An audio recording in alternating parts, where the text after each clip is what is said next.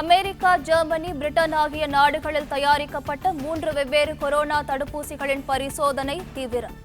மனிதர்கள் மீதான பரிசோதனை உட்பட ஆய்வுகள் இறுதி கட்டத்தை நெருங்கியிருப்பதால் பெரும் எதிர்பார்ப்பு.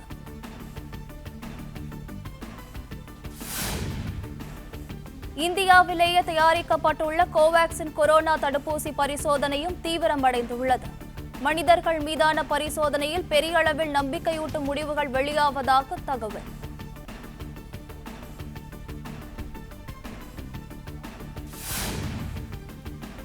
உலகில் இதுவரை நடந்திராத ஆன்லைன் ஹேக்கத்தான் இறுதிப் போட்டியில் நாளை பிரதமர் நரேந்திர மோடி உரையாற்றுகிறார். கேபினெட் ஒப்புதல் அளித்துள்ள புதிய கல்விக் கொள்கை குறித்தும் பிரதமர் உரையாற்றக்கூடும் என எதிர்பார்ப்பு.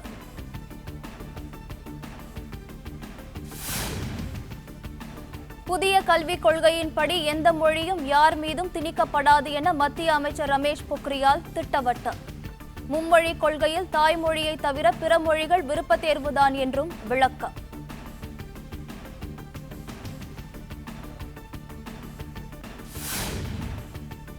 பதினொன்றாம் வகுப்பு பொதுத் தேர்வில் 96.04 விழுக்காடு மாணவ மாணவிகள் தேர்ச்சி. மாணவர்களை காட்டிலும் மாணவிகளே அதிக அளவில் தேர்ச்சி பெற்றனர்.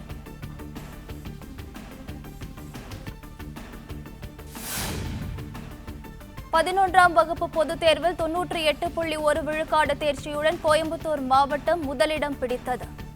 விருதுநகர் மாவட்டம் 2ஆம் இடத்தையும் கரூர் மாவட்டம் 3ஆம் இடத்தையும் தனதாக்கின.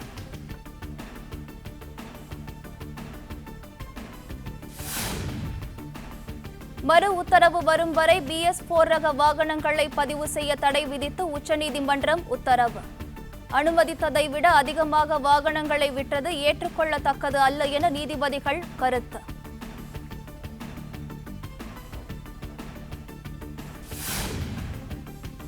சென்னை ஆலந்தூர் மெட்ரோ ரயில் நிலையத்துக்கு பேரறிஞர் அண்ணா பெயர் சூட்டப்பட்டது. சென்ட்ரல் மெட்ரோ நிலையத்துக்கு MGR பெயரும், கோயம்பேடு மெட்ரோவுக்கு ஜெயலலிதா பெயர் சூட்டப்பட்டது.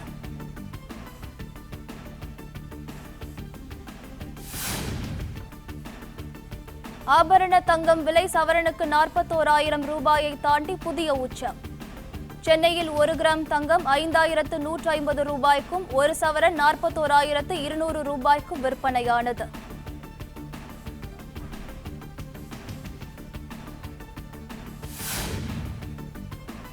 கணக்கில் காட்டாத தங்கம் வைத்திருப்போருக்கு மன்னிப்பு அளிக்கும் திட்டம்.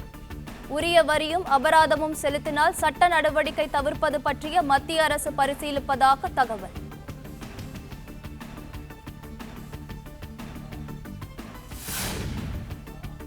நீர்வள ஆதாரத்துறை சார்பில் சுமார் 281 கோடி ரூபாய் மதிப்பீட்டிலான 22 திட்டப்பணிகள் காணொலி காட்சி மூலம் அடிக்கல் நாட்டினார் முதலமைச்சர் எடப்பாடி பழனிசாமி.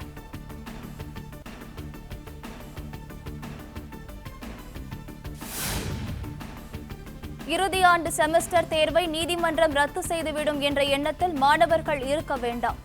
தேர்வுக்கு தயாராகும்படி மாணவர்களுக்கு மத்திய அரசு அறிவுறுத்தல்.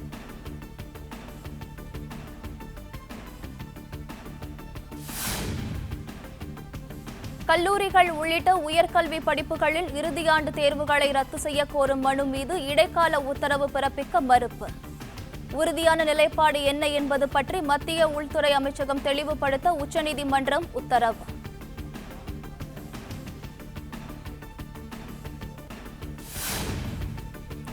முழு கட்டணம் வசூலிக்கும் கல்வி நிறுவனங்கள் மீது கடும் நடவடிக்கை எடுக்கப்படும் என சென்னை உயர்நீதிமன்றம் எச்சரிக்கை.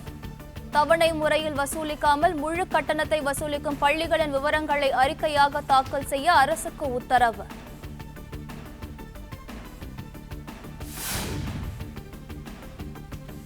தமிழ்நாட்டில் இன்று 5,881 பேருக்கு கொரோனா உறுதி செய்யப்பட்டுள்ளது. இதுவரை பாதிக்கப்பட்டோர் எண்ணிக்கை 2,45,859 உயர்வு.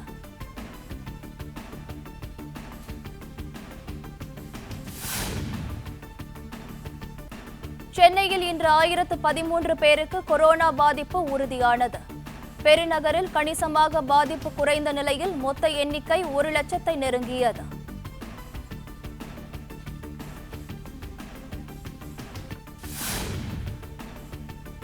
தமிழகத்தில் இரண்டாவது நாளாக கொரோனாவால் பாதிக்கப்பட்ட 97 பேர் உயிரிழப்பு.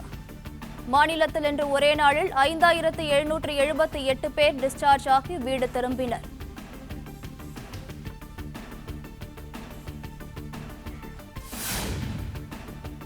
அயோத்தியில் வருகிற 5ஆம் தேதி நடைபெற உள்ள ஸ்ரீராமர் திருக்கோவிலுக்கான பூமி பூஜைக்கான ஏற்பாடுகள் முழுவீச்சில் தயார். விழாவையொட்டி வழங்குவதற்காக 16 லட்சம் லட்டுகள் தயாரிக்கும் பணிகள் சூடுபிடித்தன.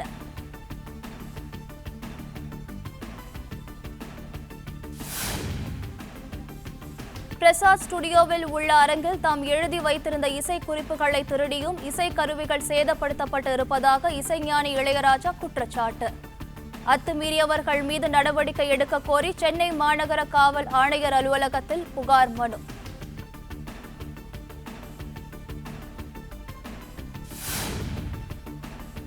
மத நல்லிணக்கத்தை சீர்குலைக்கும் வகையில் வீடியோக்கள் வெளியிட அனுமதிக்கும் யூடியூப், ஃபேஸ்புக், ட்விட்டர் நிறுவனங்களுக்கு தடை விதிக்க கோரி தொடரப்பட்ட வழக்கு 3 வாரங்களில் பதிலளிக்க மத்திய மாநில அரசுகளுக்கு சென்னை உயர்நீதிமன்றம் உத்தரவு.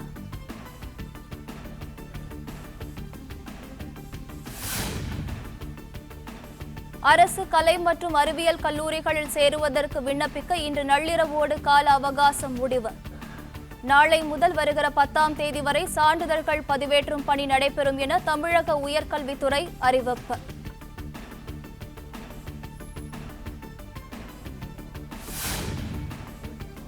ஆந்திர மாநிலம் பிரகாசம் மாவட்டத்தில் மதுவுக்கு பதிலாக சானிடைசர் குடித்து இறந்தவர்களின் எண்ணிக்கை 13ஆக உயர்வு. மதுக்கடைகள் மூடப்பட்டுள்ள நிலையில் விபரீத ஆசையால் விலை மதிப்பற்ற உயிர்கள் பறிபோன பரிதாபம்.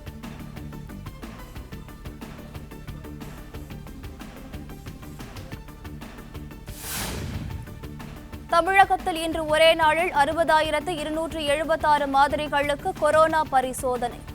சென்னை நீங்கலாக மற்ற மாவட்டங்களில் 4,868 பேருக்கு பெருந்தொற்று பாதிப்பு உறுதி.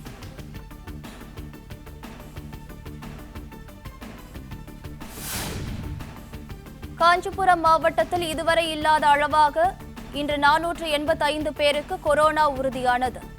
திருவள்ளூர், ராணிப்பேட்டை, விருதுநகர், செங்கல்பட்டு மாவட்டங்களில் தலா 300-ஐ தாண்டியது பெருந்தொற்று பாதிப்பு.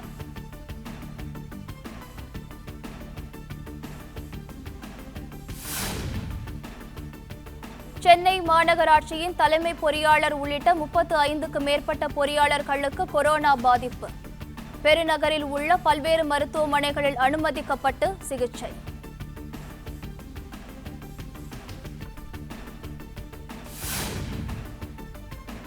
தென்காசி அருகே வனத்துறையினர் விசாரணைக்கு அழைத்துச் சென்ற விவசாயி உயிரிழந்த சம்பவம். உயர்நீதிமன்ற மதுரை கிளை உத்தரவுப்படி 3 பேர் கொண்ட மருத்துவ குழுவினரால் மறு உடற்கூறாய்வு.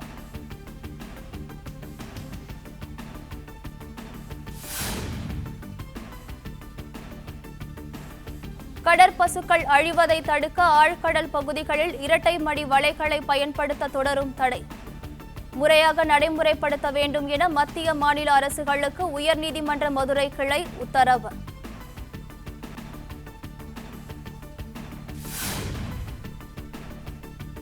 கொரோனா ஊரடங்கு காரணமாக வெளிநாடுகளில் தமிழர்கள் சிக்கி தவிக்கும் விவகாரம். அனைவரையும் தாயகம் மீட்டு வருவதில் தீர்க்கமாக இருப்பதாக சென்னை உயர்நீதிமன்றத்தில் மத்திய அரசு உறுதி.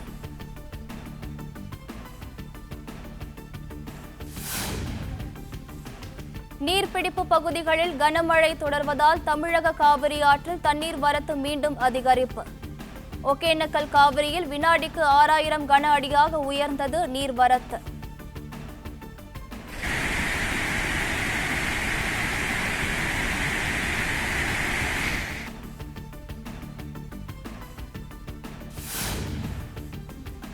இந்தியாவில் கொரோனா தொற்று நோயால் பாதிக்கப்பட்டோர் எண்ணிக்கை 16,50,000-ஐ தாண்டியது. பெருந்தொற்று பாதிப்பிலிருந்து குணமடைந்தோர் எண்ணிக்கை 10,50,000-ஐ கடந்தது.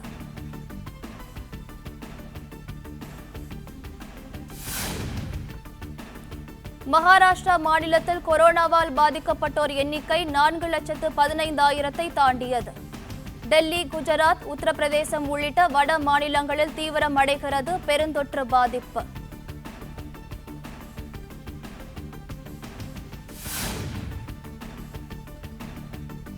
நாட்டில் முதல் முறையாக ஒரே நாளில் 6 லட்சத்துக்கும் மேற்பட்டோருக்கு கொரோனா பரிசோதனை.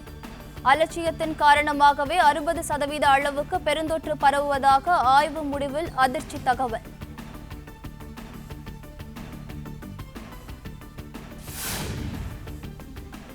இந்து மதம் பற்றி அவதூறு பரப்புவதாக அளிக்கப்பட்ட புகாரில் இயக்குனர் வேலு பிரபாகரன் கைது. 6 பிரிவுகளில் வழக்கு பதிவு செய்து சைபர் கிரைம் போலீசார் தீவிர விசாரணை.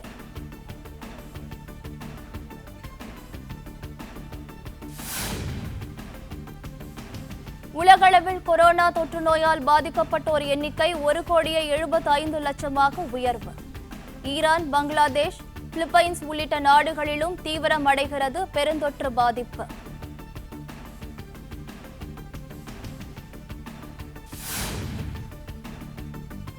வட தமிழக மாவட்டங்கள் மற்றும் கடலோர மாவட்டங்களில் இடியுடன் கூடிய மிதமான மழைக்கு வாய்ப்புள்ளதாக வானிலை மையம் அறிவிப்பு. சேலம், தருமபுரி, நீலகிரி மாவட்டங்களில் கனமழை பெய்யக்கூடும் என தகவல்.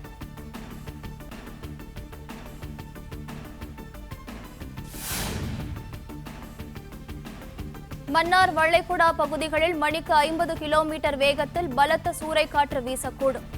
அடுத்த 4 நாட்களுக்கு மீனவர்கள் மீன்பிடிக்க செல்வதை தவிர்க்குமாறு வானிலை மையம் அறிவுறுத்தல்.